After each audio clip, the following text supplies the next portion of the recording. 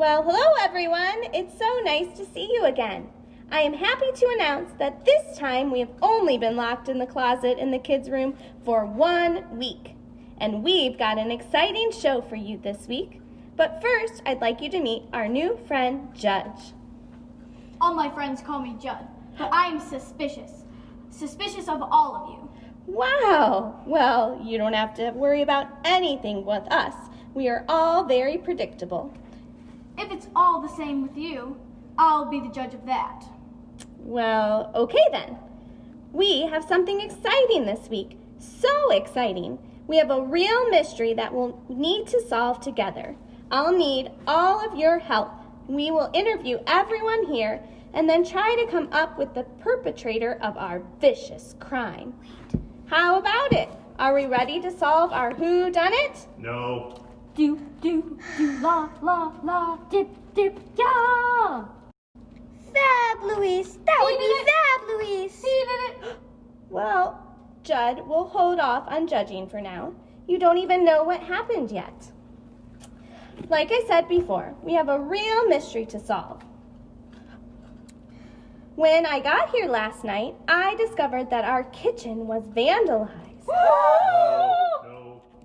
I know, so scary.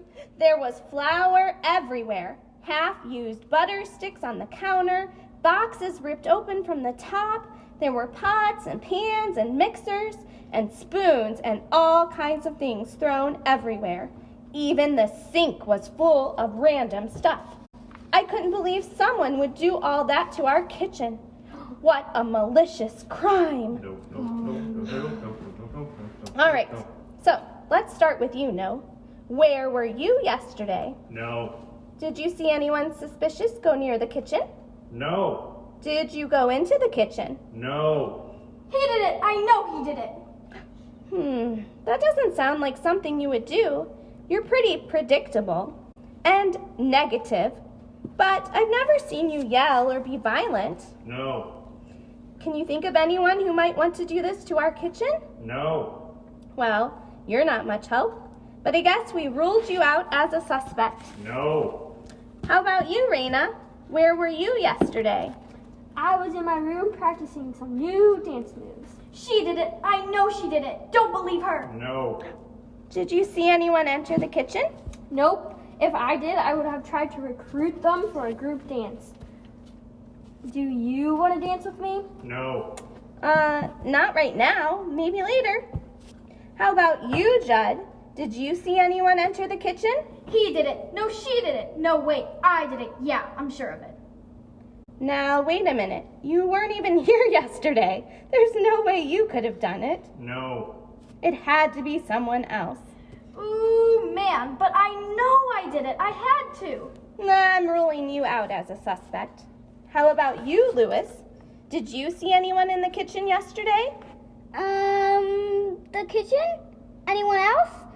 No, I didn't see anyone else in the kitchen. What about you? Were you doing anything yesterday? Well, I was of course doing something Fab, Luis. It took me all morning. You are right. Vandalism doesn't sound like something you would do. I just can't figure this thing out. Maybe you're looking at this thing all wrong. You know all about all of us and how we act and what we usually say, but what about you, Zoe? What do we know about you? What do you mean? Certainly you don't think I did this. No. No. I'm not saying you did this. I'm saying I know something about you. Something that might explain this. How can knowing something about me explain all of this? I already interviewed everyone and we are no closer to figuring out who done it. Well, I did do something Fab, Luis, yesterday, and just maybe it was in the kitchen. What? You were in the kitchen? Did you vandalize it? No, Zoe. No. I didn't vandalize it. I found out that it was your birthday today, so I baked you a cake, and it's Fab, Luis. Just Fab, Luis. It's not vandalism at all. It's just a mess from baking a cake. Oh my! That does make sense. So I guess I just cleaned up the mess from my birthday cake. Yeah, I'm sorry about that. But when I was about to clean up, I saw you walking towards the kitchen, so I grabbed the cake and ran away. I didn't want you to see your cake. But now that the cat's out of the bag, or the puppets are out of the closet, let's all sing to Zoe. Happy birthday to you. Happy birthday to you. Happy birthday, dear Zoe. Happy birthday to you. That was Fab Louise, everyone. No. Yes, it was. Now, does anyone want to dance with me? Maybe next week, Raina. And thank you, everyone. That was great. So, I guess the moral of the story is we can know what people usually say and do, and that does help us to know who they are and what they might do, but we shouldn't judge them. Only God knows what's in our hearts, like making a cake for someone. And God chooses to love us, not judge us. See you all next week. She did it. Fab Louise. She did it. Fab Louise. Fab Louise. Fab Louise. Stay tuned next week for another episode of The Predictables, where everything the characters say and do are more than slightly predictable.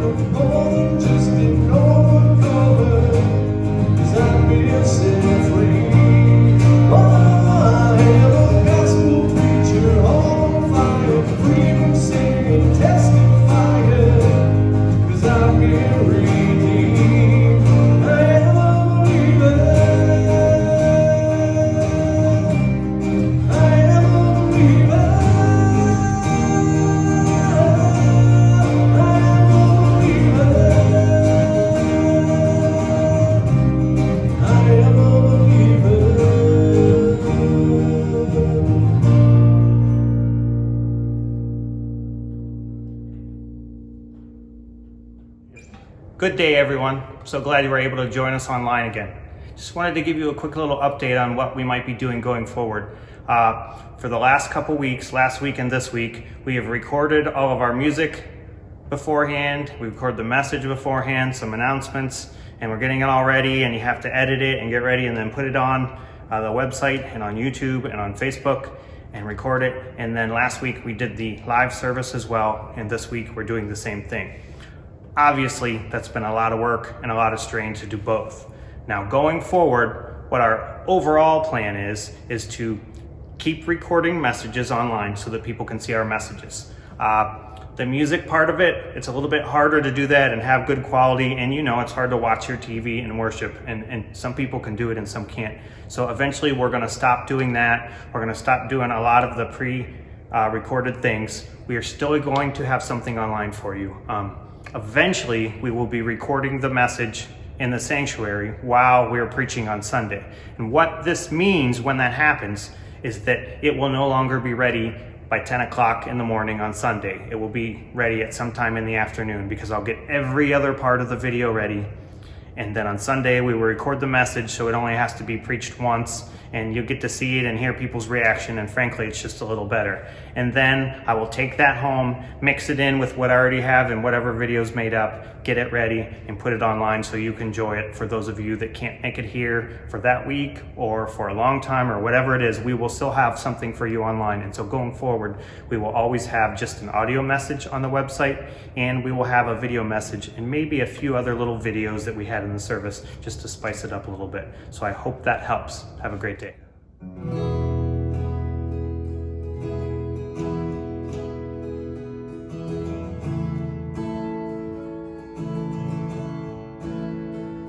Let no one caught in sin remain inside the lie of inward shame, but fix our eyes upon the cross and run to Him.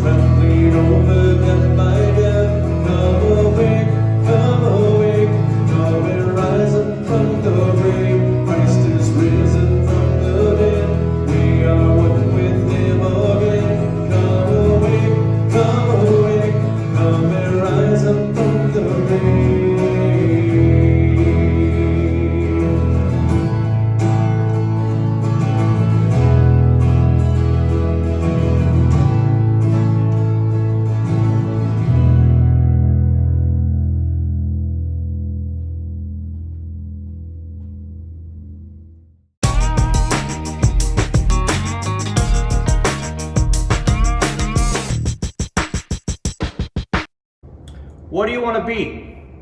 What do you want to do with your life? Can other people tell? It was not long ago that the most popular sport in the United States was baseball. Every kid that grew up played baseball. And if you asked most of them what they wanted to be when they grew up, they would say a professional baseball player. Now you could see them practice in the yard. They were talking about it all the time. They always wanted a new glove. They would lose their baseball. They'd want another one. But they lived baseball. And nothing you could tell them could deter them from saying that they were going to be a professional baseball player when they grew up. You could say you're too short, you're not fast enough, your high school team's too small, nobody's going to notice you. You could show them the odds, like, yeah, only like 1%, in other words, 1 out of 100 kids that play high school baseball go on to play in college. And then only about 1% of them, at the most, make it to the pros. You could tell them all those odds, but it did not matter. They knew they were going to beat those odds, and they lived their life like you believed it. You could see the excitement in their face. Now think about adults. Think about sometimes when someone says they're interested in being a doctor or something, and then immediately they're like, yeah, I like that stuff, but I don't have enough money to go to school. I don't even like school. There's all these excuses that they can think of. I don't want to go into debt that much or whatever. And even though they really want to be a doctor, no one can tell because all the odds have defeated them already. They're not even really working at it, practicing at it. And regardless of how the story turns out, either story, the doctor or the baseball player, the boy has already won and the adult has already been defeated before anything is even decided, just by their attitude. And you can tell from the beginning, whether they fail or succeed or whatever, the boy already has success because he loves the pursuit of doing what he loves to do. And the adult sometimes, and I'm sure kids do this too, is already defeated and they're not even going to try, and you can just tell by the look on their face. As we continue with our series, this is only a short 5-week series. We're talking about how to be the church. Forget about the doors open on Sunday. Forget about everything else. How do we be the church every day? And this week, focusing on 1 John chapter 3. I got the pictures up for you this week. Here's the verses we're going to be looking at. 1 John chapter 3, verse 10. 1 John chapter 3, 16 and 17, and 1 John 3, 21. So we're going to look at the first scripture, 1 John 3, 10. And this is what it says. By this the children of God and the children of the devil are obvious. Anyone who does not practice righteousness is not of God, nor the one who does not love his brother. Let me read that again. By this, the children of God and the children of the devil are obvious. Anyone who does not practice righteousness is not of God, nor the one who does not love his brother. Get right into it this week. Number 1, practice makes proof. Now, when we first look at that verse, it's obvious, right? You look at it, you're saying, well, if somebody does not do righteous things, does not practice righteousness, then we can tell that they're not of God. And somebody who does evil things, they're of the devil, or they're just, not of God. But let's look at it a little deeper. I want you to look at some of those words. Do what is right, practice what is right. Do you see how in that verse it talks about practicing? Anyone who does not practice righteousness is not of God. Think about it. You ever wanted to be a better father, a better mother? Did you ever pray for it and even ask for it? You want it. And if you practice doing it and want to be better and then try to do the things to make yourself a better father, a better mother, that is the proof. The practice of you actually trying to do it is the proof. If a person says they want to be a lawyer, professional baseball player, a teacher, an artist, a musician, anything you can think of, but does not practice it and work towards it, then you don't believe them, right? If your child says, yeah, I want to be the best soccer player around here, let's say in Columbia, but then you say, hey, take your ball, go practice in the front yard. And then they're like, well, it's hot outside. I practiced yesterday. I'm already tired. I stayed up late last night. I got up. Then you don't really believe they want to be the best. But now, if you see your child working at it all the time, if you see the person who wants to be a lawyer studying law even when they're not at school, if you watch them working towards it, then that is the proof that they want it. And so practicing righteousness is the proof that you love God and you love your neighbor if you just practice it. And if you don't practice it, then nobody's going to believe you. Nobody's going to believe that you want to be the church. So you practice loving God, you practice loving your neighbor, and others will see, because practice makes proof. It's not always about the results. It's just about trying, not making excuses, and just moving towards what you want. If you really want those things, and if you really ask God for it, and then you practice, that is the proof. No one else can tell you differently, because you're practicing it and you're trying to get better at it. We look at the next verse, 1 John 3, 16 and 17. 1 John 3, 16 and 17. We know love by this, that he laid down his life for us, and we ought to lay down our lives for the brethren. But whoever has the world's goods and sees his brother in need and closes his heart against him, how does the love of God abide in him? And think about that. And number 2 is called more than a cause. Now think about this. The obvious thing when you read this verse is about the sacrifice. It's that real love means that you have to sacrifice something, right? And that's pretty easy to understand. We sacrifice for others, but I want to say that there's more. It's not just about sacrifice. King David loved God. A martyr loves someone enough to die for them. A patriot loves his country enough to die for it. Romeo and Juliet loved each other so much that they could not bear life without each other. Jesus loves every person so much that he gave up his life to improve the life of anyone who would believe in him.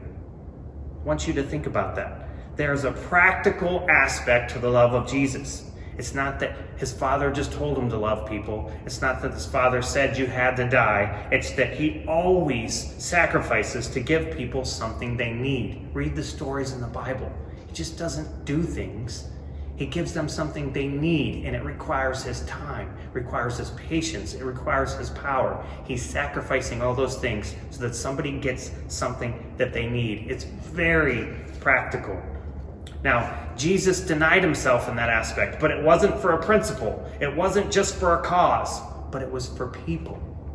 Always. It wasn't just because God said so. It's for people. See, self-denial alone is not love. Only when a man surrenders that which has value for his own life, he surrenders it, and then he enriches the life of another, does he really love with a godly love. Think about it. A monk can love God so much that he gives up all his earthly possessions to go into seclusion and learn how to love God even more. A very noble thing. On the other aspect, someone can hate themselves so much that they feel they don't even deserve what they have, so they can choose to give all their things away. Those things aren't truly the love that God wants, because godly love means loving God and people so much that while we might not be able to afford to, we sacrifice what we have to improve the lives of our neighbors. Did you hear that? We sacrifice in order to improve someone else's life. Not just for the sake of sacrificing, not even just for the sake of loving God. It takes both. You have to love God first, and then you have to love your neighbor. And you have to want both so much that you're willing to give up parts of you, things that you want, so that you can help improve the lives of someone else. Not just to give it away when it doesn't cost anything, or not just to randomly do it. It's to be practical and give things people that they need. And the last one today, confidence before God. We're looking at 1 John 3:21. We all want to be loved, right? It's in every movie, it's in every song. We just want someone to love us.